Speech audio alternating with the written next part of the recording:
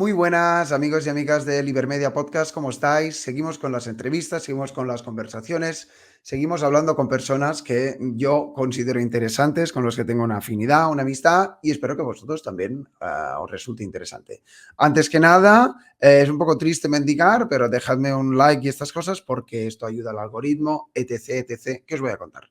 Hoy vamos a hablar con una persona que considero amigo, hace años que tenemos una relación profesional y también personal. Él habla de alquiler turístico, alquiler de corto plazo, habla de todo lo que es el mundo inmobiliario y tiene un enfoque que creo que es un poco el que no escuchamos o vamos a escuchar en los medios de comunicación. Y además, lo más sorprendente es que también está en YouTube. Así que vamos a hablar de tú a tú con Juanjo Bande. Juanjo, ¿cómo estás? How are you? Fine, thank you, fine. Muchas gracias, Ignasi. Es un placer estar en tu canal. Me siento en zapatillas totalmente en este canal, muy a gustito. Así que no sé si se me nota, pero estoy muy a gusto y con muchas ganas de contar muchos secretos y la verdad sobre el mundillo que nos traemos entre manos. Perfecto, pues bueno, antes que nada dejaré también tu canal en la descripción, miradlo, la edición está muy bien hecha porque la hago yo principalmente. No, pero Se me bromas nota, se me nota. aparte, yo creo que la divulgación que tú haces es bastante interesante, importante y es un mundillo que yo no conocía. Así que si te parece, entremos y vayamos a cuchillo. El sector inmobiliario, como mínimo donde yo vivo en Barcelona, Cataluña, pero creo que España en general, es uno de los que más está cambiando y uno de los que más está evidenciando algo que también hemos hablado en este canal, que es el mundo está cambiando, la vida está cambiando y cada vez es más difícil o acceder a una vivienda o cada vez se desprotege más al propietario o, bueno, ¿qué te diría? Podemos ir incluso más allá, pues que la clase media se está depauperando y sin duda el tema de poder construir una casa, una familia, un hogar es primordial. Entonces, si te parece, vamos entrando un poco en materia y me gustaría que en la medida de lo posible vayamos desmontando mitos, que son un poco lo que siempre oímos ahí en Vox Populi. Cuando quieras. Yo con el tema inmobiliario te estaba escuchando y me viene a la cabeza una imagen. Nos tenemos como una realidad de la que tú estás hablando, que es la sociedad hoy en día, que es hipermóvil, ¿no? Se mueve muchísimo, muchísimo, muchísimo. Pero esta sociedad, cuando llegamos al tema inmobiliario, está confinada por unos muros inamovibles. Entonces, es como si tuviéramos un enjambre de grillos dentro de una botella y la botella no crece y cada vez hay más grillos.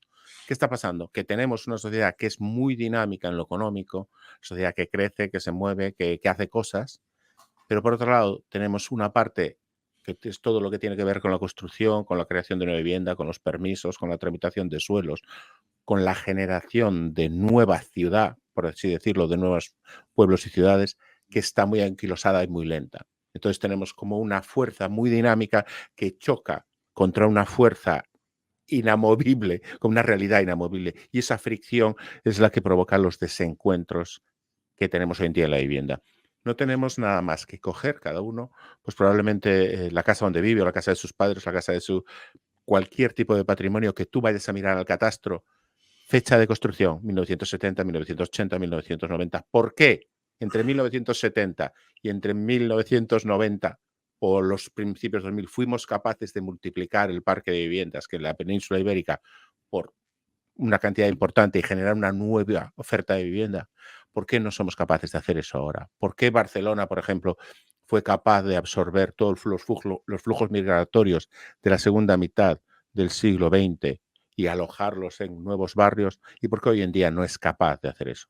Ahí estamos viendo que se choca ese dinamismo tremendo de la sociedad con el inmovilismo que hay en la parte que está que debería ser responsable de generar esa vivienda que satisfaciera esas necesidades que tiene la sociedad hoy en día. Y si quieres podemos entrar en por qué pasa esto, ¿no?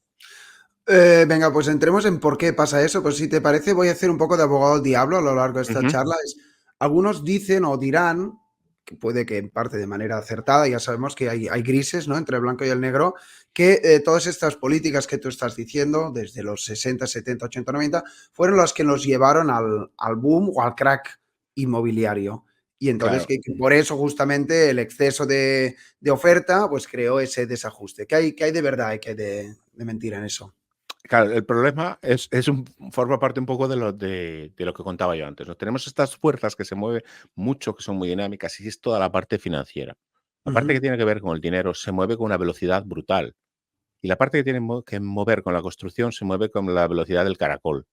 Y la crisis que vivimos en torno al año 2008-2009 fue por un desajuste entre esas dos velocidades. El mundo Mm, financiero se movió a una velocidad brutal, generó una sobreabundancia de crédito desmedida y el mundo de la construcción no fue capaz de adaptarse a la velocidad suficiente. Por eso pasó el boom y el crash del 2008-2009. Y yo creo que hay que diferenciar lo que ha ocurrido en los años 5, 6, 7 de este siglo, ¿no? Donde se construían al año en España, pues hablamos de 500.000, 600.000, 700.000 viviendas, que a todas luces parece que son más de las que son necesarias, a comparar eso con los años, pues yo qué sé, 80, 90, donde se construía en España pues del orden de ciento y pico mil, 200.000 viviendas al año. Entonces, eso es lo que tenemos que tener en cuenta. ¿Cuántas viviendas hace falta al año? Esa es una pregunta que muchas veces no tenemos la respuesta. Pues ujú. probablemente un número parecido al número de hogares que se crean, que ronda los 125.000, los 150.000. Y si esto le sumamos la necesidad de reponer el patrimonio inmobiliario, porque las casas se acaban y hay que construirlas nuevamente, no puedes vivir en una casa de 150 años, pues nos haría falta construir pues 250.000 viviendas al año en España. Cada año en España se construyen la mitad. Mientras eso siga así, no se va a arreglar el problema. Y esa mitad que se construye son viviendas de precio alto. No se construye vivienda de precio medio y vivienda de precio barato. Y eso es lo que mata el mercado de la vivienda y hace que los precios estén disparados como están. Y genera, en segunda vuelta, los problemas del alquiler. Fíjate qué curioso que al final, no sé si a veces los que dicen luchar en contra de la desigualdad, al final la están incentivando de alguna manera u otra, ¿no? Es decir, los ricos o ultra ricos, que no tengo nada en contra de ellos, pero son los que todo esto les da relativamente igual, ¿no? O sea, estás diciendo que solo se construye La clases de... mitad, Y no, pero casas para ricos. casas para gente pudiente. Sí. Claro, esto es la muerte por buenismo. Es decir, Mm. a morir de buenismo, ¿no? Vamos a construir solo casas super cookies, mega sostenibles, hiper chachis y fantásticas y maravillosas. Ya, pero es que construir esa casa cuesta 500.000 pavos. Ah, Y hace poco el CEO del proyecto Vivendea, que hablaba de que cuando vemos en las viviendas de protección oficial que se publican en las revistas y ves los muebles que les han puesto allí de diseño para la foto y vale la silla 3.500 euros, ¿no? es que ¿Qué claro. pasa? Las viviendas de protección oficial no son cookies, no suelen ser cookies, pero hacen falta, hacen falta. Entonces hace falta construir cosas que den respuesta a las necesidades. Hombre, que tenga la mejor calidad estética posible. Yo soy el primero que pide que todo tenga la mejor calidad estética posible, que a todos nos gustan las cosas que sean lo más estéticas posible y lo mejores posible. Pero tenemos un problema con ese desajuste entre lo que se desea y lo que se produce. Es decir, no hace falta generar Rolls Royce para todos, hace falta for Focus y cosas de esas que satisfagan la necesidad de la clase media y satisfagan la necesidad del acceso a la vivienda, a lo mejor de una persona joven o de una gente que está empezando a trabajar y todavía no tiene los recursos. Por supuesto, hace falta también un programa oficial importante, un programa estatal de vivienda protegida, pero eso está totalmente desatendido en los últimos años. Las causas son múltiples de esto, ¿no? Principalmente es que en la época después del crash inmobiliario, muchos de los suelos donde las ciudades podrían crecer y generarse esa oferta de vivienda han acabado en manos de los bancos o de inmobiliarias que son propiedades de los bancos. Y esas inmobiliarias solo se han dedicado a gestionar lo mejorcito. Es como si tuvieran una vaca y solo han gestionado el solomillo, pero también hay que hacer chorizos, porque estos chorizos también tienen su público, ¿no? Y eso es Entonces, necesario también en el mercado inmobiliario. Entonces, en eso sí que tienen razón la crítica desde la izquierda. Decir, no es que claro, que al final todo también está sesgado. No es que no se tenga que construir más, que entiendo que sí que se tiene que construir más, pero es cierto que hay pisos vacíos y que hay el banco malo y los fondos buitres, no sé qué, no sé cuántos, que tienen cierta parte del mercado inmobiliario bloqueado. Corrígeme si me equivoco. Cierta parte del mercado inmobiliario bloqueado, sobre todo la gestión del suelo. Es decir, el problema de la vivienda nace del suelo. Es decir, cuando se pone una vivienda en el mercado, el coste de la vivienda se puede descomponer en 3 partes más o menos iguales, en 3 tercios. Sí. Un tercio son los materiales, otro tercio es el suelo y otro tercio son impuestos. De estos 3 tercios que componen el precio de una vivienda, tanto el suelo como los impuestos los controla el Estado. Los materiales, bueno, podríamos decir casi que indirectamente también, pero hay 2 tercios que controla el Estado. Ahí es donde influye eso, ¿no? Esa gestión del suelo muchas veces está bloqueada porque esos suelos han acabado a través del Sareb y del Banco Malo, ¿no? En manos de gestoras que no son todo lo ágiles que eran antes, el pequeño constructor que vivía de eso y si no construía no vivía y no vendía. Entonces tenemos un estancamiento. ¿Y qué ocurre? Que los suelos, a lo mejor tú coges un suelo que es un poco un suelo malo, pero si le das un poco de cariño, consigues gestionar pues, los proyectos necesarios para tener las autorizaciones necesarias para convertirlo, haces las urbanizaciones, haces las calles, puedes convertir que el patito feo se convierta en el cisne incluso en los suelos. Y eso es lo que necesitamos para después poder hacer las viviendas que demanda la sociedad, ¿no? Antes, al principio, se ha quedado un poco colgado, me gustaría cerrarlo. Te preguntabas muy acertadamente por qué, ¿no? O sea, Ujú. ¿por qué? O como suelo hacer en este canal, la famosa pregunta de cómo hemos llegado hasta aquí. Sí. A ver si podemos descifrar un poco esto. Bueno, esto es la tormenta perfecta. La situación en Ah, la que estamos ahora, se han generado una serie de incentivos que hacen que la situación que tenemos hoy en día en España con la vivienda sea muy difícil de resolver.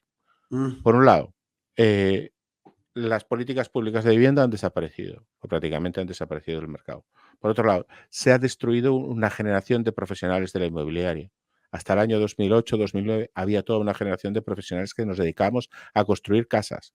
Esa generación se ha destruido. Esa gente, esas empresas han quebrado, han desaparecido, la gente se ha buscado la vida.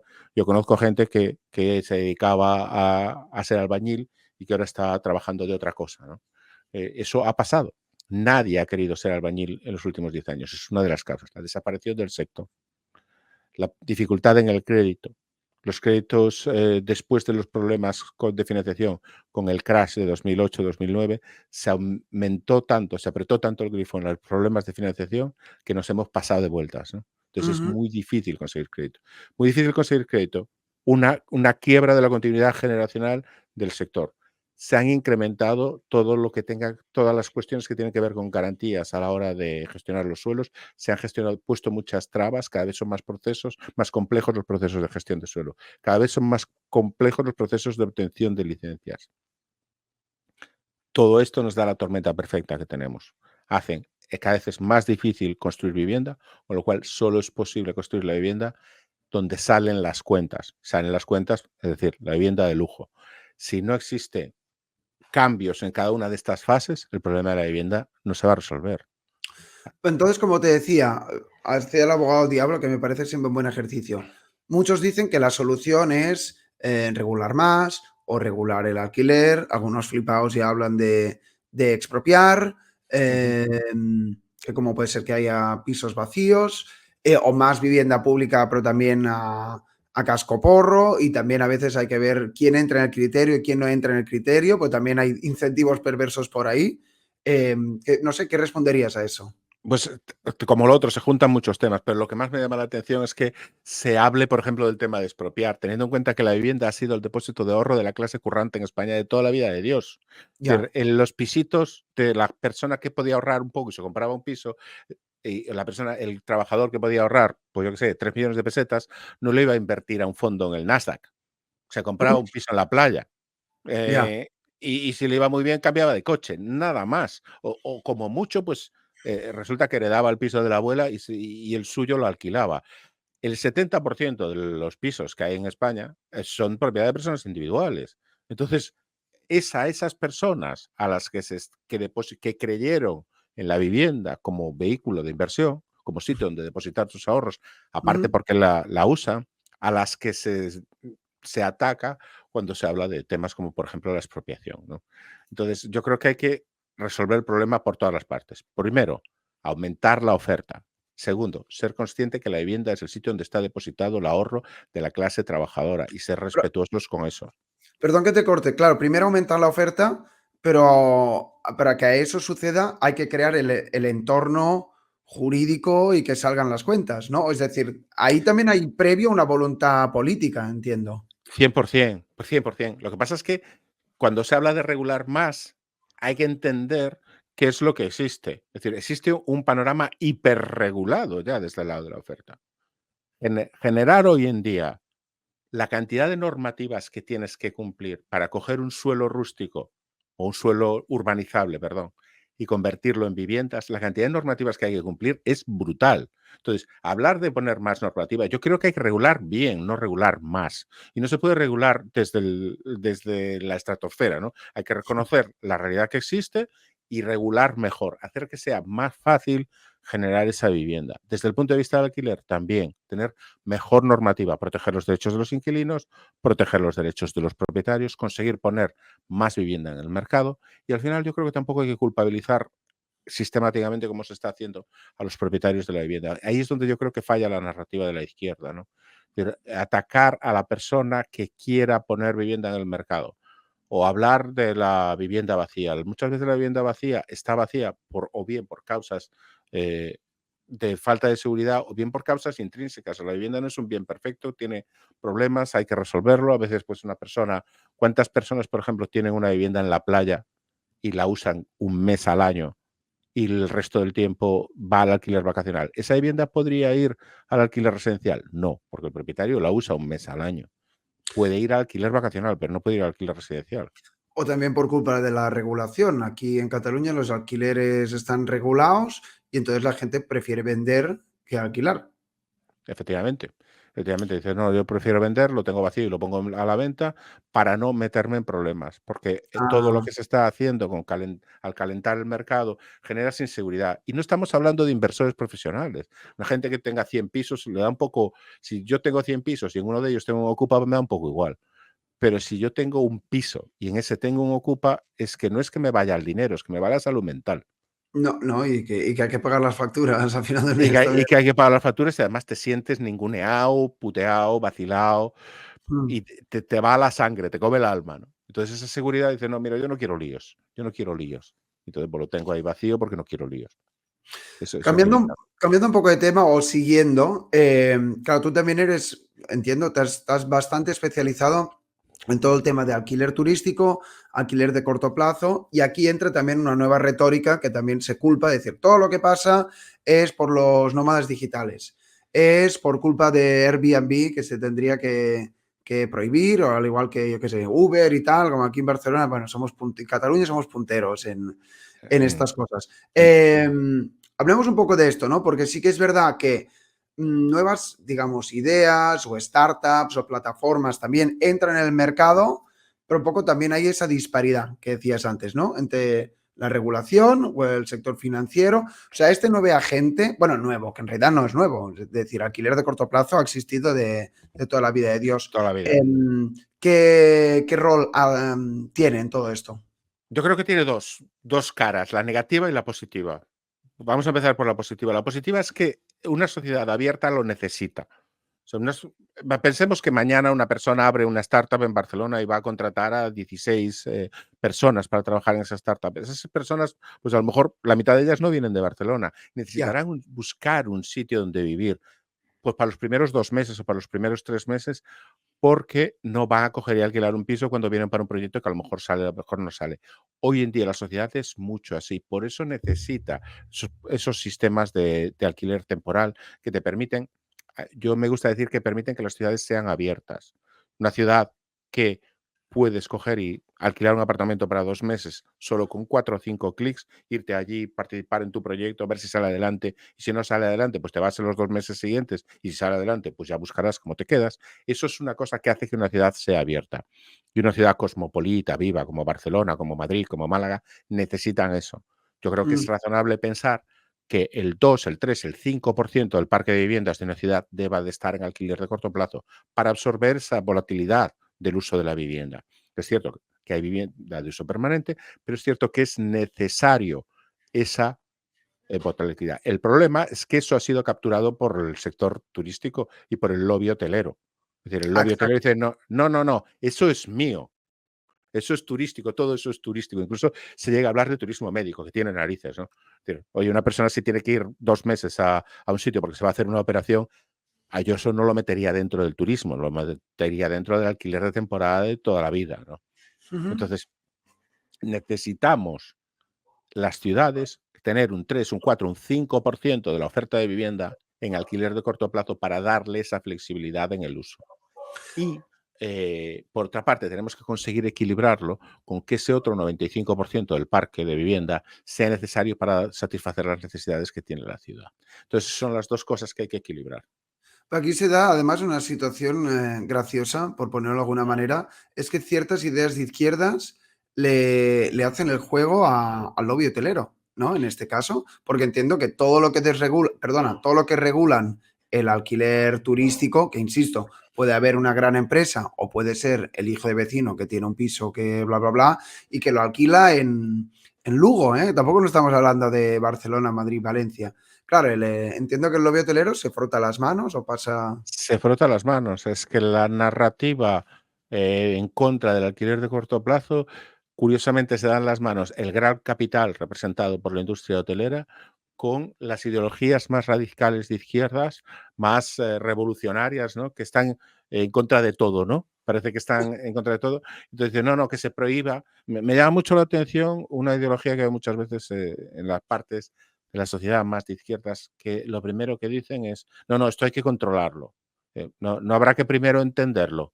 Es decir, yo que tengo una rama libertaria como tú, es decir, me llama poderosamente la atención la gente que aspira primero a controlar que a entender. Cuando lo que se quiere es primero controlar y luego vemos si lo entiendo, lo primero tienes que entender el fenómeno luego para poder interpretarlo y así poner leyes y poner normas. Y yo creo que esto es un poco lo que está pasando también con estas nuevas formas de utilizar la ciudad. Lo que se quiere es primero lo paro y luego lo entiendo. No, si lo paras, lo matas. O sea, que intenta Claro, entenderlo primero, intenta entender lo que está queriendo la sociedad, porque esto está pasando porque más y más gente cada vez utiliza estos sistemas de alquiler de corto plazo, pues tipo Booking o tipo Airbnb. Cada vez estamos hablando de millones de personas. ¿Qué españoles hay? ¿Cuántas personas que nos están escuchando hoy no han utilizado un alquiler vacacional en alguna vez en su vida? Pues probablemente claro. muy pocas.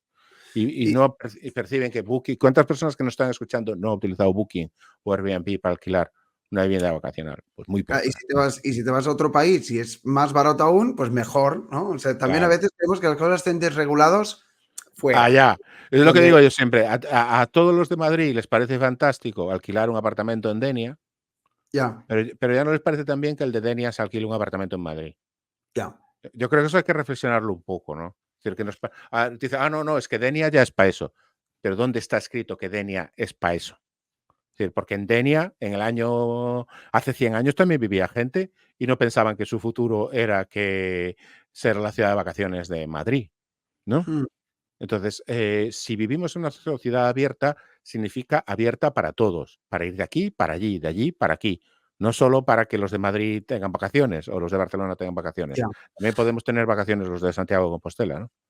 Claro, lo que pasa es que ahí también hay una externalidad negativa, otra vez haciendo abogado al diablo. Yo lo vivo en Barcelona y tampoco no es que me parezca mal porque entiendo que esto forma parte del juego de la globalización. Es decir, todo está cambiando, todo está. Escuchaba alguna vez de gente que viaja por Europa y dice al final cada vez las ciudades se están pareciendo más porque todo, ¿no? Hay el bulevar, el centro comercial y tal. Es cierto, ¿qué hay de cierto y qué no hay de cierto en todo el tema de la gentrificación? Es decir, sí que es verdad, tú estabas hablando de entre un 2 y un 5% o algo así de alquiler de corto plazo, pero Lo es decía decir, como una una cifra de... ciudad, pero ya termino, una ciudad abierta tampoco no puede ser tan abierta que pierda su propia esencia. No sé si me entiendes un poco a dónde quiero llegar. Morir de éxito. Una ciudad debe intentar no morir de éxito. Por eso Claro. yo hablaba de cifras deseables de alquiler de corto plazo, no de Mm, cifras que existan. Las cifras reales en España es el 1 y pico % del parque de viviendas al que está en alquiler de corto plazo. Por eso digo que la cifra deseable para una ciudad debe estar entre el 4 y el 5. Claro, entre el 4 y el 5, eso quiere decir que hay un 95% de alquiler residencial permanente. Yo creo que el problema de morir de éxito existe y es un problema real. ya, Eh, pero muchas veces hay que estudiarlo desde el punto de vista de la promoción turística. ¿Qué sentido tiene que se siga gastando dinero en promoción turística cuando se está prohibiendo el alquiler turístico porque se considera que la ciudad está saturada? Una ciudad que prohíbe el alquiler turístico tendría que cortar los fondos de promoción turística inmediatamente. Lo que estamos diciendo es, no, no, solo queremos promover los hoteles que son propiedad de grandes fondos de inversión, pero que los propietarios pequeños, porque al fin y al cabo el alquiler turístico, el alquiler tipo Airbnb, beneficia al pequeño propietario que tiene una o dos viviendas y las alquila en Airbnb. Ujú. No es propietario de un gran hotel de 300 habitaciones. Yo pondría mucho en relación el problema de la gentrificación con la promoción y la gestión del destino turístico. O sea Todos que al final conocemos que es un modelo de país, ¿no? De lo que tú estás hablando. modelo, claro, de país o de ciudad. Bueno, Es claro. decir, ¿cuántas veces? Por ejemplo, los cruceros, el tema de los cruceros. Se ha promovido mucho el uso de los cruceros en Barcelona. ¿Es sostenible el uso de un crucero que es un señor que viene, está una tarde, da una vuelta, atasca las Ramblas y como mucho se toma un café? Es decir, Ya. pues yo no tengo nada contra las personas que hacen cruceros, pero a lo mejor como modelo de ciudad hay que pensar qué tasas se le cobra a ese crucero, porque si es sostenible o no es sostenible. Por Mm, supuesto, el turismo tiene un límite. No puedes, y eso hay que pensarlo, pero yo creo que hay que pensarlo desde la promoción con su conjunto, de la promoción turística con su conjunto. mm. Que hay que tener en cuenta que los hoteles también destruyen vivienda. El 90% de los hoteles que hay en España están en zonas de uso mixto residencial. Podrían, donde hay un hotel podría haber una vivienda.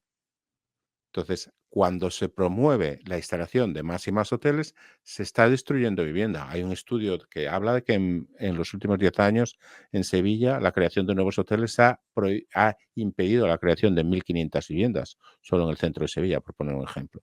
Entonces, hay que pensar qué tipo de destino queremos, qué tipo de destino turístico queremos cuando tenemos una ciudad y ver hasta qué punto eso es compatible con la política de vivienda.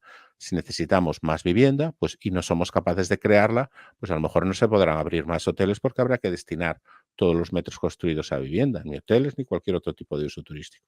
Si no puede ser esto así, si no tenemos mayor capacidad de acogida, por supuesto habrá que cortar todos los fondos de promoción turística, ¿no? Porque no podremos Mm, estar haciendo promoción de un destino saturado, ¿no? claro.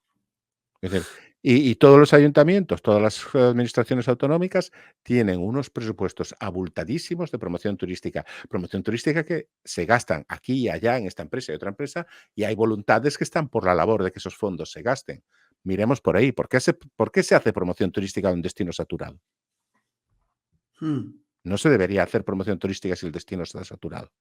O bueno, se podría hacer desde la diversidad, que es un concepto que también mencionabas antes. Es decir, una ciudad puede quizás atraer turismo, turismo low cost, turismo de clase alta, turismo borrachera, pero también dejando que sea la propia sociedad o el propio mercado en parte la que vaya adaptando y no sé, ¿sabes? Que haya su carácter. Un poco lo que decías tú en su momento, me acuerdo que habíamos hablado de antiguamente, ¿no? La idea de que entrabas a la ciudad y había un tío ahí con las llaves y tal. Al final es el mismo principio, lo que pasa es que ahora está sofisticado.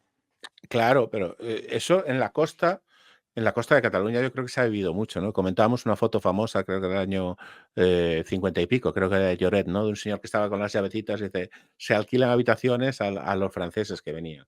Eso nos Mm, habla de un modelo donde estaba el uso turístico mucho más distribuido. Todos conocemos los pueblitos de la playa donde la gente alquilaba un apartamento. O sea, ya. hasta en los Alcántara, ¿no? Se alquilaba un apartamento. Ese es un modelo mucho más distribuido, que no pasa. ¿Qué es más sostenible y más distribuido? ¿Qué gentrifica más? ¿Que la gente se alquile un apartamentito o que todos vayamos a un resort? ¿No? Yo a veces hablo que en los resorts, cuando estamos ahí, somos prisioneros de la pulserita. Y yo hablo pongo el ejemplo, hagamos el siguiente ejercicio, cógete el Google Maps y vete a ver cualquiera de los resorts que hay en zonas turísticas que parecen que vistos en la foto aérea casi ni se diferencian de una prisión, sobre todo por la valla perimetral, ¿no? Ya. Que no hay conexión con los pueblos circundantes. Entonces, el destino turístico funciona mucho mejor si el uso está distribuido. ¿Cómo saturo más? Si yo meto a 500 turistas en un solo punto o los distribuyo por 500 puntos diferentes de la ciudad de pequeños establecimientos que me los dan más distribuidos. Yo creo que la gentrificación tiene que ver mucho con la concentración. Sí, bueno, aparte, más o menos para ir terminando, tomando la recta final, yo también lo que me gusta y estoy aprendiendo de ti y de vosotros, y te hablo en plural, es que en estas charlas, con lo que veo aquí, tu alquiler que tienes detrás, con el networking que hacéis y tal, me doy cuenta que también lo bonito de la creatividad humana, ¿no? O sea, salen startups, una está especializada en que haya un detector de ruido que llama al propietario y bla, bla, bla. Otra para poder abrir la puerta con máxima seguridad. Otra para hacer más dinámico esto o lo otro. Es decir, entiendo que el sector entiende y asimila los problemas que puede haber. Por ejemplo, aquí hay el barrio de la Barceloneta, que es uno de los que se habla, de que barrio tradicional de pescadores de toda la vida, y se montan tremendísimas fiestas, pues que puede haber de estudiantes, que esto es un tema que no hemos hablado, o de turistas. Entonces, entiendo, por lo que vas diciendo a lo largo de la charla, es que el sector debe sofisticarse, debe dar respuestas a problemas complejos. No sé si va por ahí el tema. Totalmente, es decir, eso hay que hacer las cosas bien, es decir, no se puede, nadie puede molestar a los vecinos, sea estudiante, turista o medio pensionista.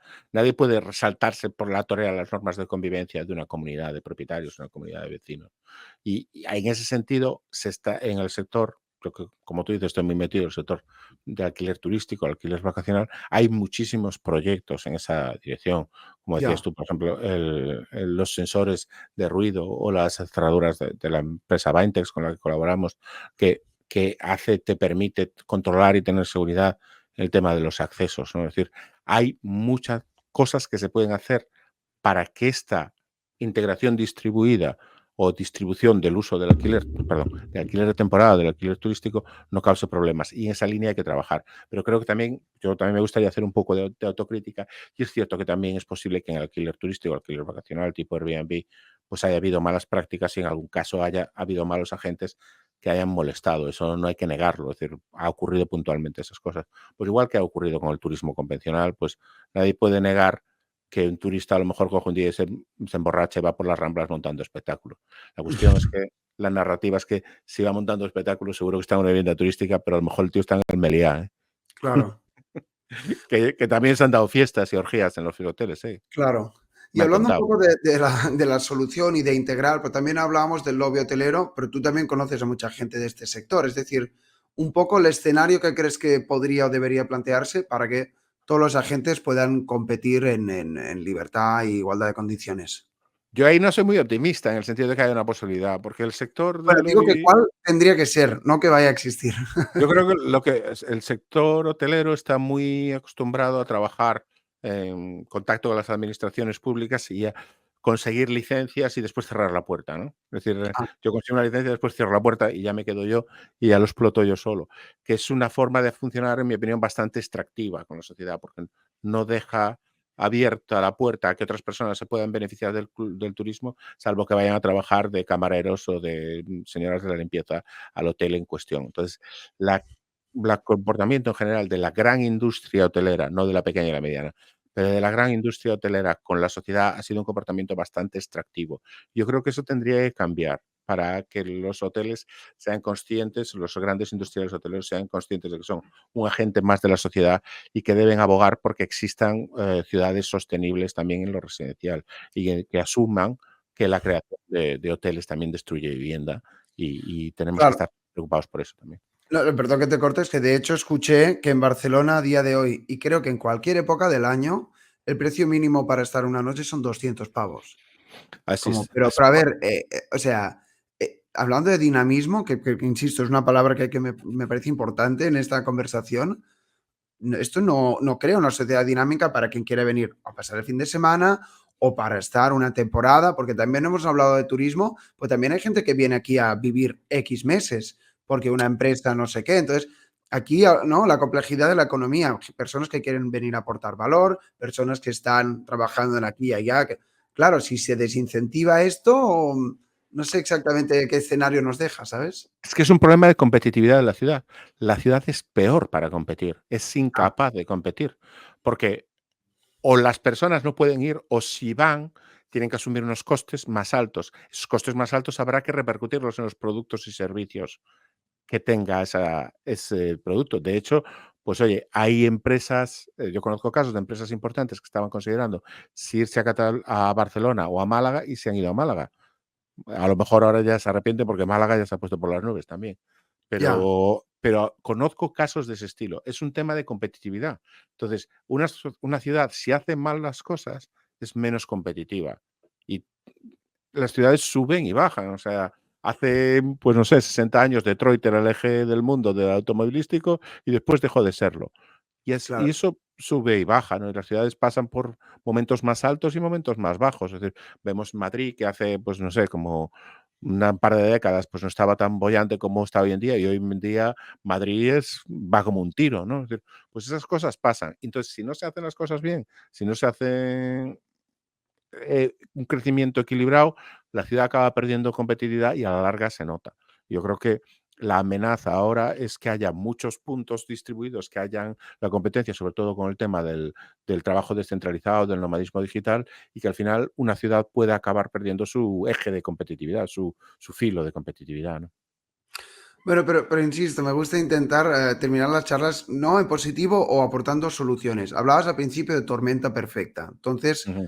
¿cómo se puede revertir toda esta situación? Viene desde, yo qué sé, inversores capitalistas valientes, viene desde, no sé, personas como tú, que también estáis en el activismo, entre comillas, en YouTube, o al final también creo yo que pasa también por un político valiente que se tienen que generar nuevos ecosistemas regulatorios, ¿no? Creo, vaya, mi Yo intuición me creo dice que, que yo creo empezaría que por ahí, la verdad. Yo creo que tiene que juntarse todo y yo creo que el político valiente es necesario. Eso es una cosa que a veces hace falta porque no lo tenemos, ¿no? Pero sí que hace falta esos políticos valientes que cojan el toro por los cuernos, que dejen de echar balones fuera y digan, señores, vamos a agilizar la tramitación urbanística. Vamos a Ya. hacer que en vez de tardarse 3 años en conseguir una licencia, se tarde uno. Vamos a hacer que simplificar los procedimientos de gestión de suelo. Vamos a generar pues mejores condiciones para la financiación de las obras. Vamos a aumentar el precio del metro cuadrado de vivienda protegida para que más proyectos puedan entrar dentro del paraguas de la vivienda protegida. Hay una serie de medidas que se pueden hacer, pero sobre todo, yo creo que también es importante, y eso es lo que podemos hacer todos, es dejar de permitir que nos la cuelen una y otra vez. Porque cuando lo más grave de todo esto, a mí lo que más me fastidia de todo el tema de la vivienda turística es que cuando se está distrayendo la gente con la vivienda turística, se les está engañando a sabienda porque Ah, se está distrayendo la gente. Dice, no, no, no, el problema es la vivienda turística. El problema no es la vivienda turística. Si en Barcelona hay 10.000 viviendas turísticas, si esas las ponemos en el mercado residencial, arreglamos algo. No arreglamos nada, es como echar una gota al fuego. Eso hace puff.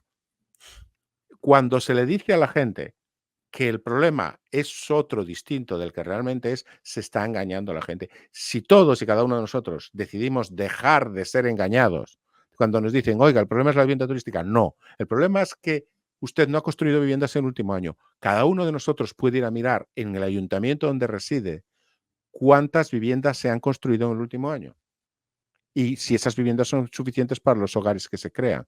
En todos los planes generales de ordenación urbana hay suelos destinados a ser suelos urbanizables. Ninguno se ha transformado, o casi ninguno se ha transformado en los últimos 10 años. Dejemos de dejar que nos engañen. Dejemos de ser engañados. Tomemos conciencia y digamos, oiga, no. El problema que usted me dice no es la vivienda turística. Hay un problema real. Hay que generar más vivienda. Necesitamos más vivienda en Palamós, en Barcelona, en Gijón y en Albacete. Generémosla. Y cuando nos digan, oiga, que el problema es la vivienda turística, que no. Y cuando eh, salen los políticos de izquierda a echarle la culpa a los avariciosos caseros, que al final es la abuela que ha metido los ahorros de su vida en una casita y quiere complementar la pensión con unos rendimientos extra, que no digo que sean todos los casos, pero ese también existe, seamos conscientes de que nos está engañando. pero eso al final bajaría el precio, es decir, tampoco es que sea yo economista, pero al final el ciudadano común lo que quiere es que haya vivienda y que sea accesible. Ujú. Claro, Pregunto. necesitas de todo. Necesitas que salga más vivienda a la venta para llevarse parte de la oferta. Necesitas mejores condiciones de financiación para que mayor Mm, gente pueda acceder. Necesitas mejorar las condiciones del alquiler para que más gente se apunte a poner vivienda en alquiler. Necesitarías un poco todo eso. Necesitas ser capaz de dar solución a esos 200 y pico mil hogares que se crean cada año en España. Si cada año creamos 200 y pico mil hogares, pensémoslo como un problema de pies y zapatos. Es decir, si tenemos tantos pies, tenemos que tener tantos zapatos para que la gente tenga calzado. Pues la vivienda es igual. Si tú creas 250.000 hogares al año en España y no tienes viviendas para esos 200 y pico mil, pues habrá problema. Pues hay que generar esas viviendas, hay que aplicar toda esta serie de medidas. Y yo creo que el primer paso que tenemos que dar es conseguir que dejen de engañarnos. Cuando nos dicen, el problema es la vivienda turística, no. El problema, usted me está engañando. El problema no es la vivienda turística. ¿Cuántas viviendas se han construido? ¿Cuántos hogares se han creado? Esa es la pregunta que tenemos que hacer. ¿Cuántas viviendas se han construido? ¿Cuántos hogares se han creado para demostrar que el tema no viene de la vivienda turística? Hemos sido engañados, que dice el meme. Hemos sido engañados y seguimos siendo engañados y seguiremos siendo engañados si no nos ponemos las pilas. Joder. Oye, Juanjo, me lo pasa muy bien. Lo que pasa es que también pasa un poco lo que sucede en algunas ocasiones, es que ciertos temas también te ponen de mala leche. Sí. Siento Sí, estar porque medio cabreado. ya, la tormenta perfecta, que esto ya daría para otra charla, yo creo que va más allá. Es decir, hay un tema de demografía, hay un tema de generacional, hay un tema de qué tan fácil es formar una familia, hay un tema también de desánimo generalizado, incluso creo yo, entre los millennials y centennials, que claro, todo esto que hablamos es que al final yo creo, lo hablé en la primera entrevista que hice con Pedro Herrero, es decir, la vida que vivieron los boomers, entre comillas, entre los que España iba más así, había más parque inmobiliario, tal, no es la que vivimos ahora. Es decir, vivimos una tormenta perfecta y tiene pinta de que va a ir a peor, ¿sabes? Yo soy muy fan de un escritor que me vas a permitir recomendar, que es un poco súper liberal, pero bueno, creo que en este canal lo podemos recomendar, ¿no? Es Peter Thiel, Mm, y habla en un razonamiento que él tiene, que a mí me parece muy interesante para entender lo que está pasando con esta tormenta perfecta.